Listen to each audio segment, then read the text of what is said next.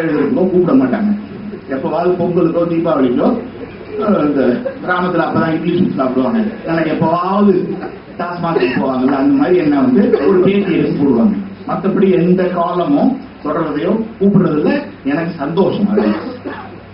ஆனா அந்த மாதிரி ஒரு பத்திரிகையில, பல லட்சம் போற பத்திரிகையில கோடம்பாக்கம் பத்தி ஒரு நாவல் எழுதுங்க, ஒரு நல்ல வாய்ப்பா இருக்க, லட்சக்கணக்கான மக்களை வந்து போய் ரீச் பண்றதுக்கு அப்படின்னு சொல்லி ஒரு 4 சாப்டர் எழுதிட்டு நம்ம தலைவன் எழுதியிருக்காங்க. என்ன எழுதியிருக்காரு அப்படின்னு சொல்லிட்டு கனவு தொழிற்சாலை அப்படிங்கிற ஒரு நாவலை படிச்சேன். படிச்சுட்டு 4 சாப்டர் எடுத்து வச்சுட்டு, இந்த நாவலை தாண்டி நம்மளால எழுத முடியாது முடியாது. ஏன்னா அது அப்படி ஒரு கிளாசிக், அவ்வளவு நிஜம், அவ்வளவு நிஜம். 4 சாப்டரோட நிறுத்திட்டு அந்த பத்திரிகையில என்னால எழுத முடியாது, இந்த நாவலை என்னால தாண்ட முடியாது. ஏன்னா நான் எதை பண்ணாலும் கொஞ்சம் அந்த தோத்து போனாலும் கூட ஆட்டம் பெரிய ஆட்டமா இருக்கும் அப்படின்னு நினைப்பேன். இப்ப சமீபத்தில் அதுக்கு ஒரு உதாரணம் என்னன்னா, ஒரு 15 நாளா திடீர்னு என்ன நடந்துச்சுன்னு தெரியல, பெரிய சாம்ராஜ்யங்கள்லாம் விழுந்தது இல்லை, இப்ப இந்த நித்யானந்தா மாதிரி. அப்படி திடீர்னு வந்து 56 வயசுல திடீர்னு கவிதை எழுத ஆரம்பிச்சிட்டேன். நினைச்சே பார்த்ததில்ல அதுக்கு முன்னாடி. அவ்வளவு தீவிரம், அவ்வளவு உண்மத்தம், மேட்னஸ். அதுல ஒரு 15 நாளா 6 கவிதை எழுதிட்டேன். கவிதையிலே தான் வாழ்ந்துகிட்டு இருக்கேன், அதான் சுவாசம். அந்த 6 கவிதையையும் மனுஷபுத்திரனுக்கு அனுப்பி வச்சேன். உயிர் மேல போடுங்க, இல்ல போடலைனாலும் அது என்ன ஏது இதை திட்டுங்க, ஏதோ நல்லா இல்ல, ஏதாவது ஒரு நண்பன் இல்ல அப்படின்னு. ரொம்ப ஆழ்ந்த மௌனம். நல்லா இருந்ததா இல்லையா ஒரே டென்ஷன் எனக்கு. வேற யார்கிட்டையும் காமிக்கவும் முடியாது. ஒரு முந்தானத்தை என்ன பண்ண, ரொம்ப பைத்தியம் பிடிச்சிருச்சு. அப்படியே வந்து ஒரு SMS போட்டேன் அவருக்கு. அப்படியே பறந்து அடிச்சு வந்து நான் இரவு 11:30 மணிக்கு நான் வந்து கூப்பிட்டுட்டே இருக்காரு, அலர்ந்து போன் எடுத்து என்னாச்சு அப்படின்னு. இல்ல இந்த கவிதை இல்ல SMS அடிக்கிறீங்களே என்னன்னு. அப்படி என்ன SMS அனுப்பினா, நித்யானந்தா கமிட்டட் சூசைட்.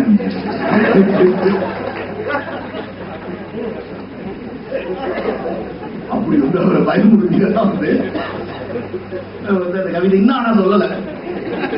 எதுக்கு சொல்றான்னா, எனக்கு வந்து அந்த இலக்கு எதுன்னா மனுஷபுத்திரன். கவிதையில வந்து நான் ஆடுற ஆட்டம் அங்க வந்து ரீச் பண்ணணும், தாண்டணும், அதெல்லாம் ரொம்ப பெரிய விஷயம். ஆனா தோத்து போனாலும் கூட பரவாயில்ல. அதனால கவிதைன்னு வந்துட்டோம்னா இப்படி பெரிய ஆட்டம் ஆடணும்.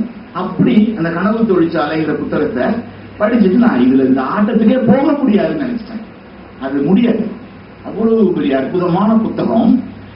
இப்போது மனுஷபுத்திரனுக்கும் சுஜாதா குடும்பத்தினருக்கும் அந்த அறக்கட்டளைக்கும் என்னுடைய தாழ்மையான விண்ணப்பம் என்னன்னா, தயவு செஞ்சு என்னுடைய வார்த்தைகளை வந்து நீங்க வந்து ஹார்ஷார்ல எடுத்துருங்க. அதுல ரொம்ப தாழ்மையா நான் வந்து கேட்டுக்கிறேன். என்னன்னா, அந்த கனவு தொழிற்சாலைங்கிற புத்தகம் நீங்க படிக்க நினைச்சாலும் படிக்க முடியாது, கிடைக்காது. அந்த புத்தகம் கிடைக்கல. ஒரு எழுத்தாளனோட அத்தனை புத்தகங்களும் ஒரே பதிப்பகத்திலிருந்து கிடைக்கணும். அது எங்கெங்கயோ ஒரு அனாமதேயமான 10 பதிப்பகங்கள் மூலமா எப்பவோ ஒரு 25 வருஷத்துக்கு முன்னாடி போட்டுருக்காங்க. அவங்களுக்கெல்லாம் சுஜாதா வந்து ஒரு பெரிய ஸ்டால்வர்ட், பெரிய மேதை, பெரிய இலக்கிய சாதனையாளன் அப்படிங்கிறதெல்லாம் தெரியாது. அவங்கள பொறுத்த வரைக்கும் ஒரு கமர்ஷியல் ரைட்டர், ஒரு தொடர்கதையாளர், சிறப்பான ஒரு ஆள், பெரிய சக்சஸ்ஃபுல்லான ரைட்டர் அப்படின்னு போட்டிருக்காங்க.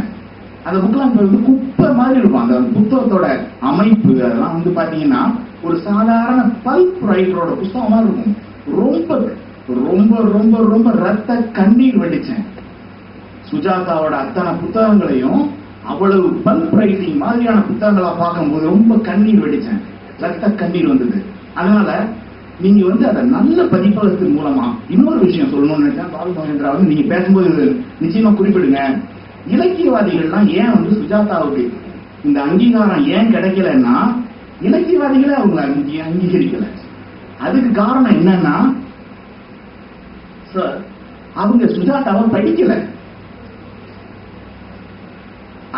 அடுத்து இன்னொரு காரணம், அவரோட எழுத்தின் மூலமா அவருக்கு கிடைச்ச ஃபேம், இந்த புகழ் மேல ஒரு நியாயமான பொறாமை. 2 காரணம் தான். ஒண்ணு, படிக்கல. கணையாழியின் கடைசி பக்கங்கள் அப்படிங்கிறது ஒரு வைர சுரங்கம், ஒரு தங்க சுரங்கம்.